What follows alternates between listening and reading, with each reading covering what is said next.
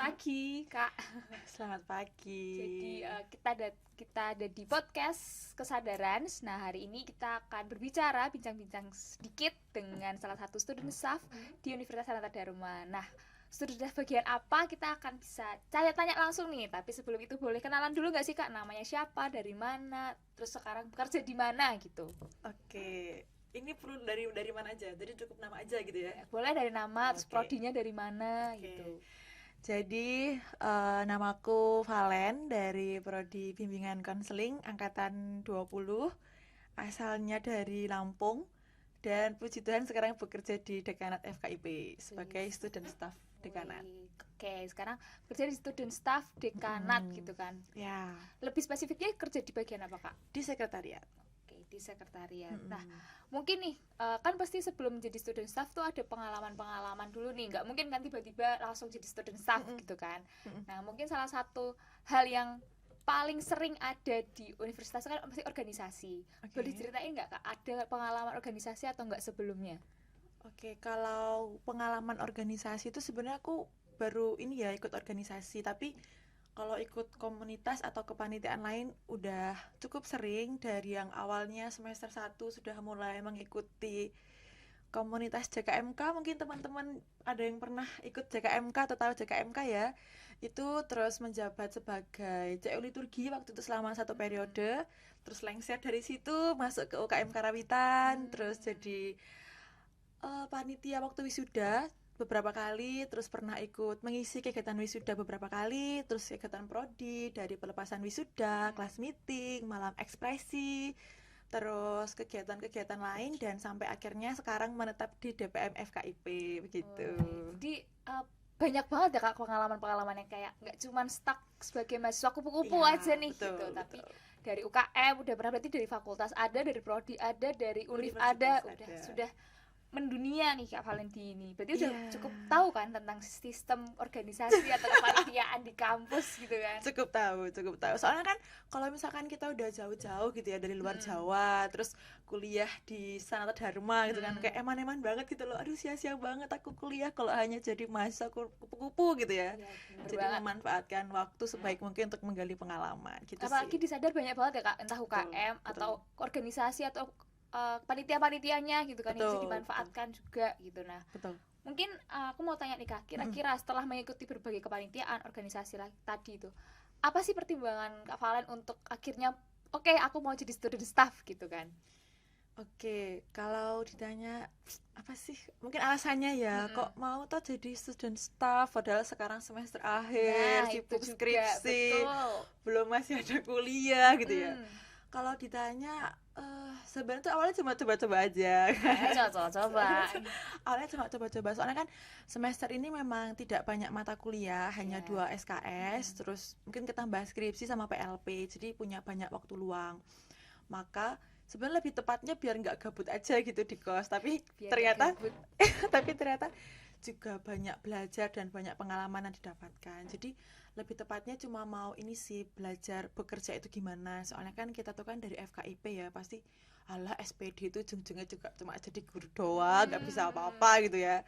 Tapi dari sini tuh aku mau coba melihat dengan hal-hal lain. Kalau kata SPD itu nggak selalu jadi guru kok, bisa kerja di hal-hal atau di tempat-tempat lain. Maka aku tuh mencoba untuk membuka hal baru atau mencoba hal-hal baru yang kalau student staff kerja itu kan hal baru ya menurutku, karena aku pribadi tuh dari dulu belum pernah yang namanya kerja di satu instansi yang itu pasti ada jam kerjanya gitu ya. Jadi lebih ke pengen belajar aja sih, gimana toh kalau besok kita kerja itu gimana, besok kalau kita kerja di luar sekolah itu gimana, besok kalau kita kerjanya itu nggak sebagai guru tuh gimana gitu. Lalu kenapa menetapkannya di dekanat, Kak? Kenapa nggak di student staff lainnya gitu kan? Sekarang banyak banget nih student staff di Universitas Dharma kan, kayak contohnya di Humas atau mungkin di perpustakaan atau mungkin di Univ, mungkin di wakil rektor atau yang lainnya gitu. Kenapa akhirnya menjatuhkan hati di dekanat FKIP? Apakah sededikasi itu untuk FKIP, Kak? Sebenarnya enggak sih. Sebenarnya kalau misalkan ditanya gitu ya, mau kenapa tuh milih FKIP? Sebenarnya aku tuh dulu punya beberapa pertimbangan ya. Pengen di Humas USD, pengen di student staff staffnya kampus ministry, kan ada student Hmm, staff iya, ya, iya. pengen ngurusi kapel dan lain sebagainya. Tapi sebenarnya juga ada kepengenan di dekanat gitu ya, tapi nggak tahu jatuhnya di dekanat. Dan ya selama sejauh ini nyaman-nyaman aja, soalnya mungkin karena relasiku beberapa bulan atau beberapa tahun terakhir kan memang lebih ke dekanat ya, Iya. sering bertemu dengan orang-orang di dekanat, jadi sudah cukup tahu mekanisme di dekanat itu seperti apa gitu. Oke, kira-kira berarti apa yang membuat Kak Valen tuh makin yakin untuk masuk ke dekanat? Apakah karena tadi ada relasinya atau sudah paham dengan oh FKIP itu seperti ini, apa yang dikerjakan di sana gitu, atau ada pertimbangan lain? Sebenarnya tuh dulu ini sih lebih ke katanya naik kerja di dekan tuh penak banget ya, cuman kayak halo selamat pagi selamat siang ada yang bisa saya bantu gitu kan. Kayak call center ya Iya. jatuhnya ya. Kak mau input ruangan, oh boleh gitu kan. Jadi pikirku tuh ya kerja di dekan itu ya biasa, kayak sepele gitu loh, pikir saya dulu begitu, kayak cuman ya input ruangan dan lain sebagainya gitu. Tapi terlepas dari memang punya relasi di situ, hal lainnya ya jelas pengen belajar itu tadi ya, kembali lagi pengen belajar, pengen menggali hal-hal baru atau kemampuan baru. Soalnya aku belum pernah kan tentang sekretariatan itu seperti Iya. apa begitu. Itu aja sih. Oke, kira-kira aku mau tanya nih, culture shock apa yang Kak Valen rasakan ketika pertama kali nih masuk jadi student staff di dekanat? Apa yang bikin Kak Valen kaget, mungkin cari cara kerjanya jadi harus bangun pagi setiap hari gitu misalnya, atau pulang malam?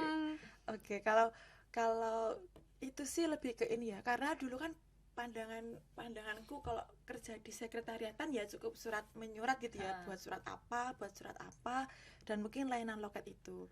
Ternyata tuh enggak. Yang bikin shock itu adalah ternyata kami harus merevisi skripsi. Jadi skripsi dari mahasiswa seluruh prodi di FKIP yang berapa belas 12 itu prodi ya berarti ya. 12 belum S1, belum yang profesi. Waduh, jadi ada 16 program studi ya, teman-teman.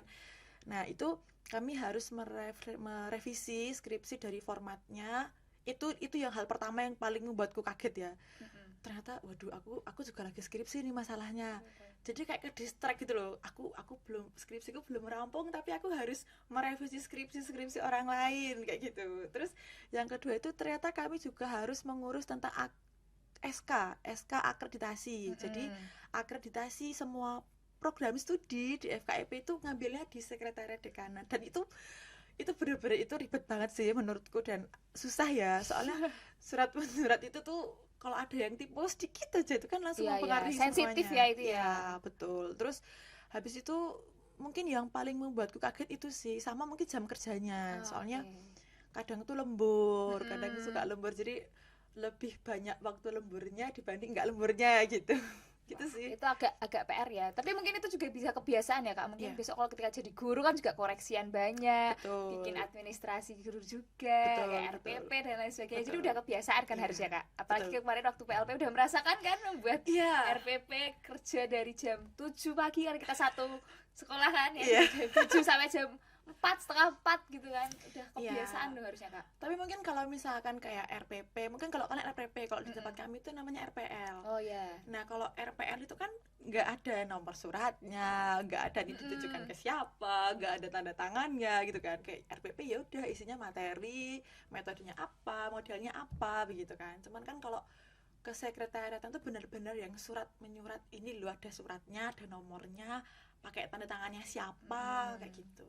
Dan disertai dengan sekarang kalau dosen-dosen ada itu ya, ada jabatannya, betul, terus ada golongan apa, itu juga sensitif sekali betul, ya Kak. Betul. Jadi emang PR-nya mungkin harus lebih teliti. Betul. Nah, buat teman-teman yang mau masuk ke staf dekanat bisa belajar dulu nih cara nulis surat gitu, atau administrasi itu kayak gimana, kesekretariatan itu kayak gimana, bisa dipersiapkan dulu kan. Betul.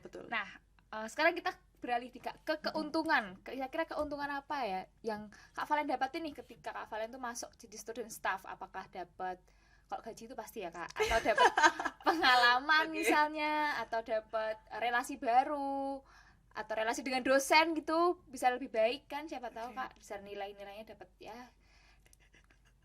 Oke, keuntungan ya. Kalau keuntungan dari aku pribadi yang aku dapatkan itu pertama terkait skripsi. Jadi aku lebih bisa melihat, oh besok aku kalau buat skripsi itu ternyata formatnya harus seperti ini. Oh ternyata buat skripsi itu nggak boleh sembarangan. Ternyata ada format yang memang itu sudah dibuat khusus oleh universitas. Meskipun mungkin ada beberapa prodi yang pakai format sendiri ya, tapi tetap nggak bisa, itu harus mengikuti format universitas. Nah, untuk aku mahasiswa semester akhir yang sedang menyusun skripsi, jadi keuntunganku tuh aku lebih tahu dan lebih paham membuat format skripsi yang baik dan benar itu gimana. Itu yang pertama. Yang kedua, jelas menambah relasi. Kan kalau kita mahasiswa biasa lah ya, ketemu sama mahasiswa itu biasa. Tapi keuntungan lainnya itu aku bisa banyak berelasi dan kenal dekat dengan para dosen, dengan para tendik. Mungkin teman-teman ada yang tahu, tendik itu tenaga kependidikan, itu yang bekerja di IA sekretariat, terus ada yang di PLU, ada yang di media, begitu. Jadi memang beda ya antara tendik dengan dosen.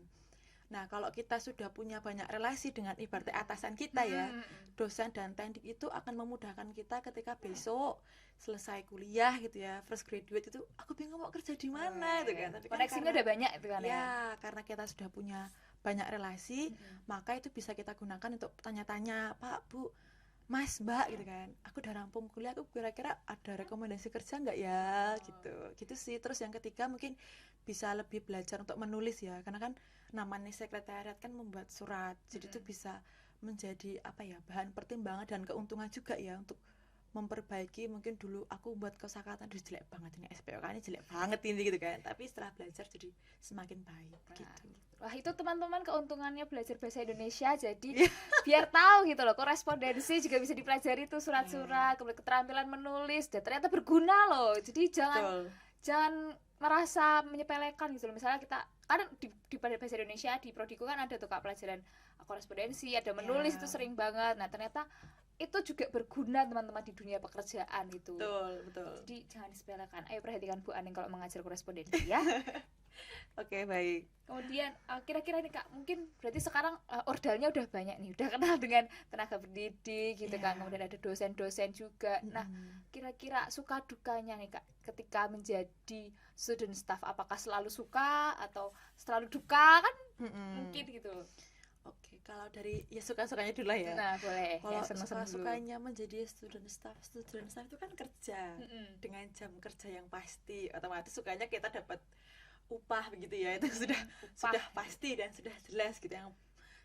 Yang membuat senang pertama itu kayak kerja keras kita itu dibayar dengan uang yang sesuai dengan kinerja kita, jadi nggak cuma dibayar dengan matur thank you gitu ya kan, nggak gitu ya. Makasih, cuma dikasih amplop kosong gitu kan. Biasanya kan, aduh Mbak makasih ya, waduh nggak bisa gitu ya. Siapa yang sering seperti itu gitu kan, kayak cuman habis selesai bikin proyek terus kayak ya makasih ya Mbak, Mas gitu kan, cuma dikasih nasi gitu kan. Kalau ini benar-benar digaji kan Kak sebagai tenaga pekerja gitu. Betul. Jadi benar-benar kita mendapatkan gaji sesuai dengan jam kerja kita. Karena kan bayarannya kan bukan karena kita student staff ya, bukan pegawai, jadi memang bayarannya itu sesuai jam kerja kita, bukan kok kamu gajinya nggak UMR, ya jelas dong kita masih kuliah belum selesai kok gitu ya.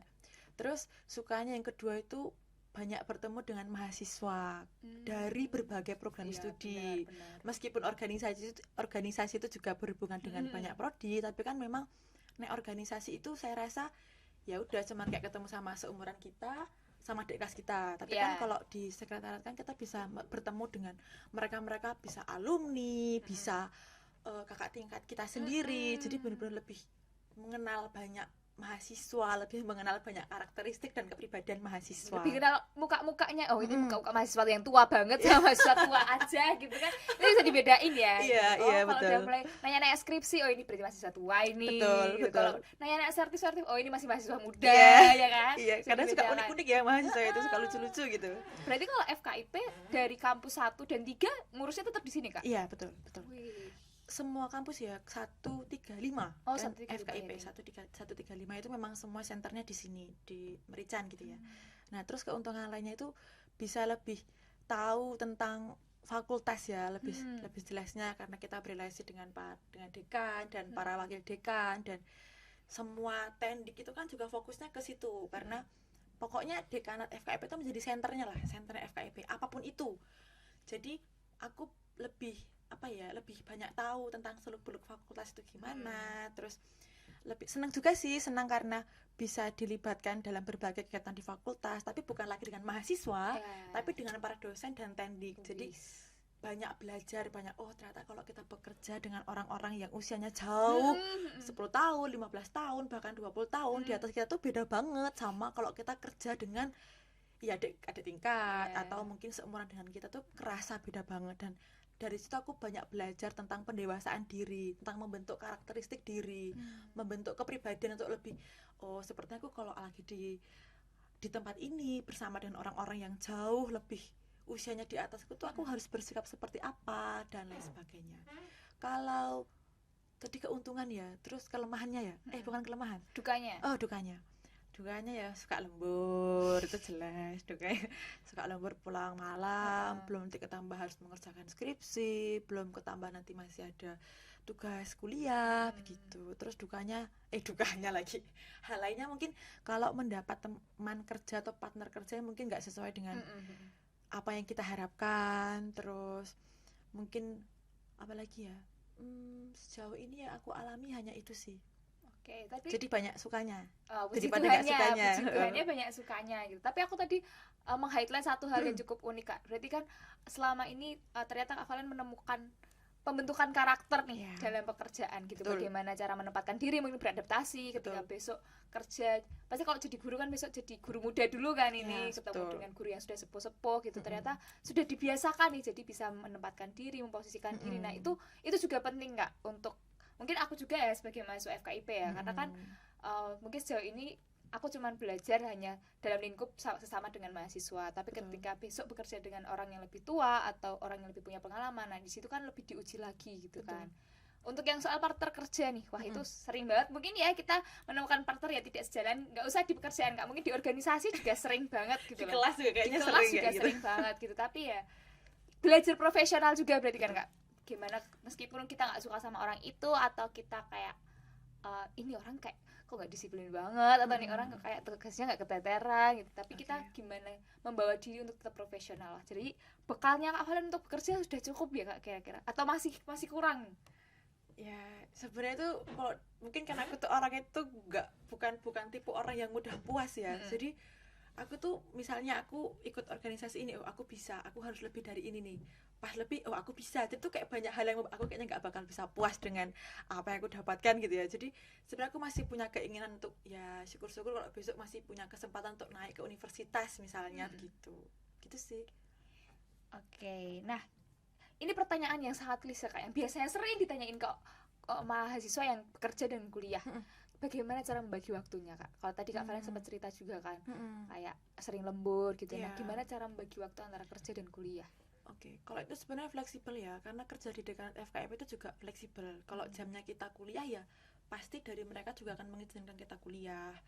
Atau bahkan ada beberapa partner kerja itu, kebetulan partnerku itu memang udah semester di atasku, jadi memang mereka sedang mempersiapkan skripsi gitu ya. Bahkan mereka pun sampai izin beberapa hari untuk mengerjakan skripsi juga.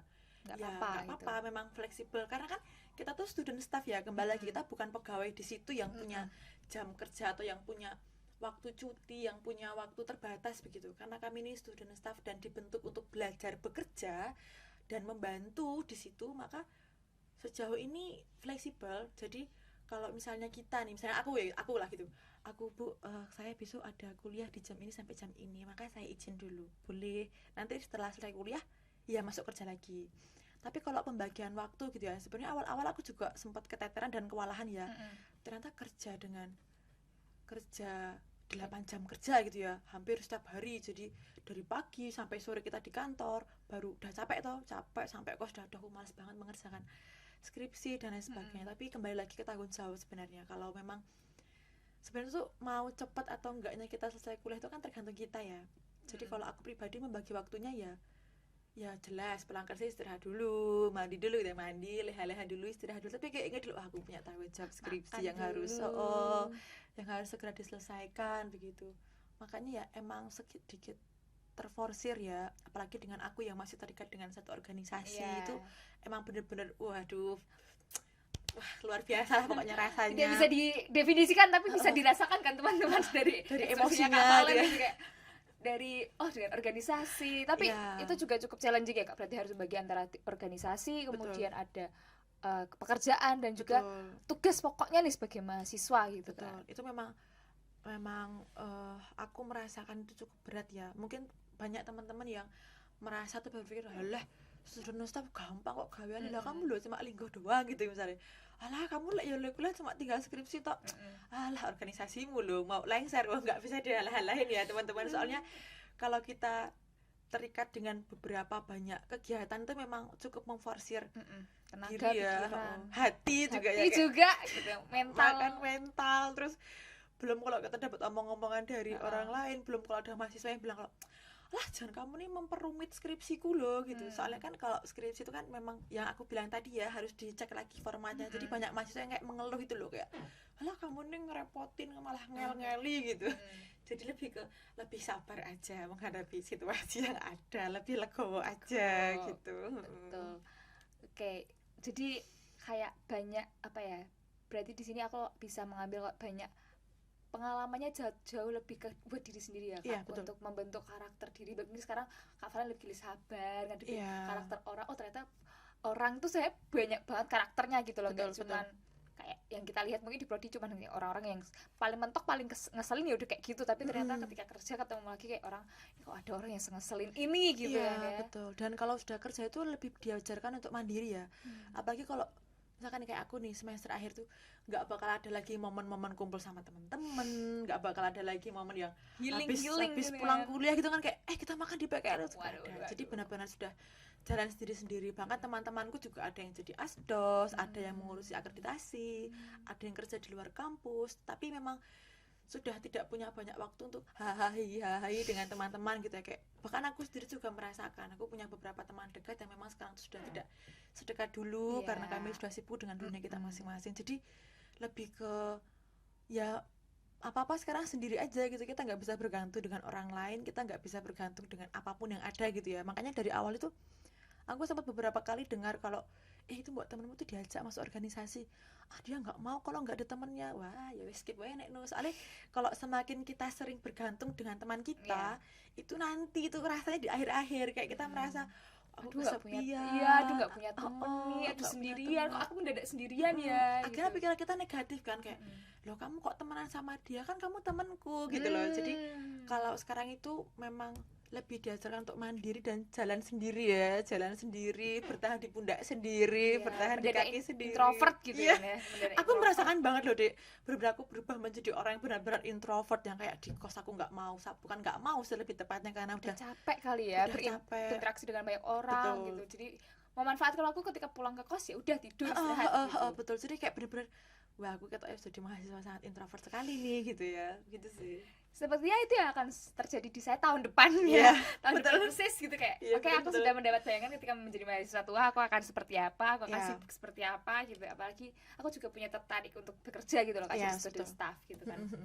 Jadi ya mungkin ini juga bisa menjadi salah satu referensi untuk Iya. aku secara pribadi dan juga mungkin untuk teman-teman yang nonton gitu kan ya.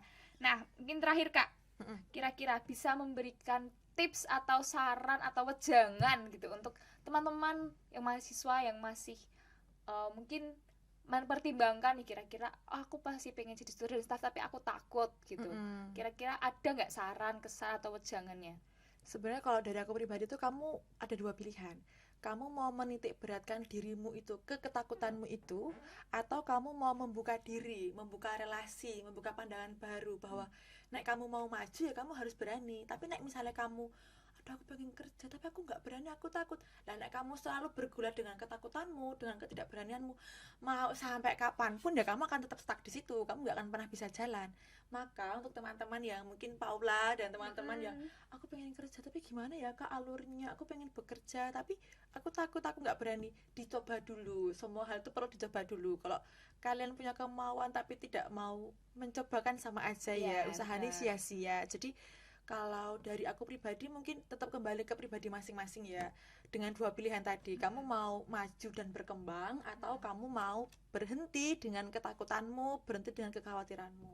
Itu aja sih kalau dari aku. Soalnya kalau kita berani membuka diri, berani untuk lari atau keluar dari zona nyaman itu ya memang awalnya berat. Memang awalnya aku merasa aduh aku kayak nggak mampu, pokoknya 1 bulan 2 bulan bekerja tuh kayak aku nggak cocok sama teman-temanku. Tapi kembali lagi, kamu mau berkembang atau kamu mau stuck di situ. Jadi pendewasaan diri itu bukan dimulai sejak kita masuk kuliah, tapi dimulai ketika besok setelah semester akhir atau awal-awal kuliah itu aku mau membawa diriku kemana.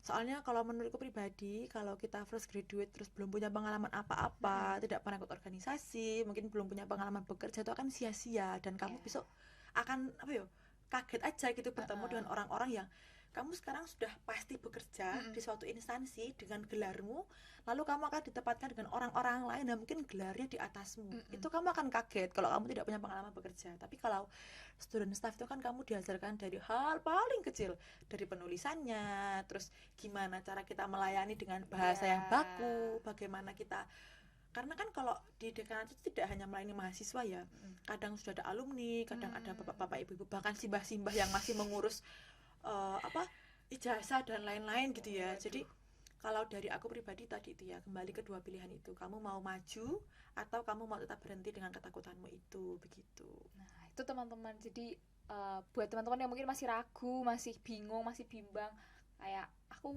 mau kerja tapi aku takut kuliahku keteteran, coba aja dulu gitu, coba aja dulu sambil jalan, sambil belajar. Karena kalau kita nggak gagal, kita nggak akan tahu cara belajar. Betul, ya Kak ya. Betul. Harus gagal dulu, harus tahu, oh kalau misalnya aku gagal, oh berarti aku salahnya di sini, gitu betul, kan. Betul. Dan juga ingat komitmen teman-teman, dan tanggung jawab serta disiplin. Nah jadi dari tadi aku berbicara sama Kak Valen, aku yakin Kak Valen juga nggak mungkin tidak berkomitmen dengan misalnya menjadi mahasiswa atau student staff ataupun menjadi organisasi. Itu juga tiga hal yang tidak mudah kalau misalnya dijalani tanpa komitmen. Mungkin sekarang udah dikeluarkan kan dari staf dekanat ataupun udah dikeluarkan dari organisasi gitu. Jadi betul. banyak sekali ya ternyata kayak pelajaran mungkin dari Kak Valen sendiri, dan aku juga melihat oh ternyata seperti ini real dunia bekerja gitu kan. Betul. Jadi kalau sebenarnya lebih ke diri kita ya, apakah kita tuh punya diri yang bakoh gitu ya. Bakoh adalah maksud tuh kita tuh punya komitmen nggak dalam bekerja. Soalnya menurutku pribadi, kerasan dan betah enggak betahnya kita bekerja itu bukan di instansinya, tapi di partner kerja kita. Kalau kamu punya atasan yang penak banget, kamu punya pekerjaan yang penak banget, tapi kamu punya partner yang menyebalkan banget, itu akan membuatmu enggak betah kerja. Jadi menurutku pribadi, lebih ke pribadi ya, kamu harus punya komitmen, kamu harus punya rasa tanggung jawab, kamu harus tekun, kamu harus bakoh dan lain sebagainya. Soalnya nek kamu tuh punya mental yang menye-menye, kamu kerja dapat partner kerja yang nggak penak, itu bener-bener kayak aku sebel banget, aku mau keluar sama nggak bisa, kerja sama nggak bisa gitu, pasti kayak gitu sih. Jadi kerasan atau enggaknya itu memang bukan dari instansinya, tapi dari partner kerjanya dan kembali ke pribadi kita gitu. Jadi intinya jadilah partner kerja yang enak ya teman-teman ya, jangan menyebalkan gitu kan. Oke Kak, terima kasih untuk kesempatannya untuk berbicara, untuk ngobrol singkat gitu kan. Mungkin untuk teman-teman yang mau bertanya-tanya lagi bisa langsung menghubungi Kak Valen. IG-nya ada di bawah ini. Oh enggak ada. Bisa langsung menemui di gedung dekanat. Tahu kan gedung dekanat? Enggak mungkin enggak tahu. Kalau dekanat itu di ini, dekat tangga Sindirla itu, kalau teman-teman dari tangga Sindirla itu, teman-teman belok ke sebelah kanan, terus ada dekanat FKIP. Nah, itu kami di situ. Dari loketnya itu loh, kayak mau beli tiket gitu loh. Kak Valen mau tanya gitu. Boleh. Asal jangan mengganggu jam kerja ya, Kak. Betul. Boleh kalau misalkan teman-teman ada yang mau tanya atau kepo gitu ya. Kak, gimana toh cara membagi waktu? Kak, kalau di dekan itu kerjanya apa? Kak, kalau di FKIP itu gimana? Itu boleh banget. Jadi jangan takut untuk mencoba hal-hal yang mungkin itu belum pernah teman-teman alami dan lalui begitu ya.